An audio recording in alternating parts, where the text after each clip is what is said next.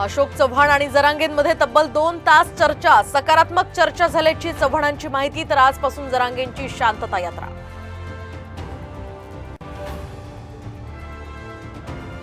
मुख्यमंत्र्यांना विठ्ठलाच्या पूजेचा अधिकार नाही, पंढरपुरात येऊ नये, आरक्षणाचं आश्वासन पाळलं नसल्याचा मराठा क्रांती मोर्चाचा गंभीर आरोप।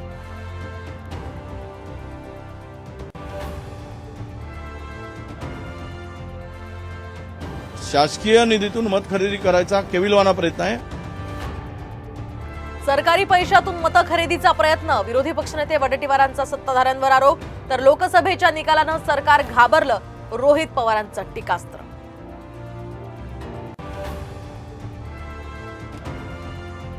साम टीव्हीच्या बातमीनंतर पीक विमा कंपन्यांना दणका, शेतकऱ्यांचे 1.25 लाखांपेक्षा अधिकचे पीक विम्याचे दावे स्वीकारले, फेटाळलेल्या दाव्यांची कृषी अधीक्षक चौकशी करणार।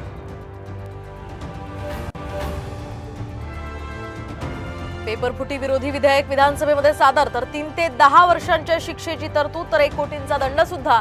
पेपरफुटीला चाप बसण्याची शक्यता।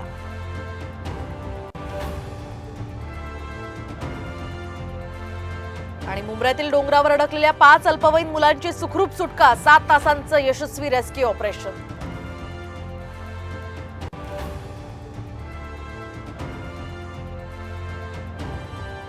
सूर्याने आता सांगितलं की त्याच्या हातात बॉल बसला, तर बरं झालं ते बसला,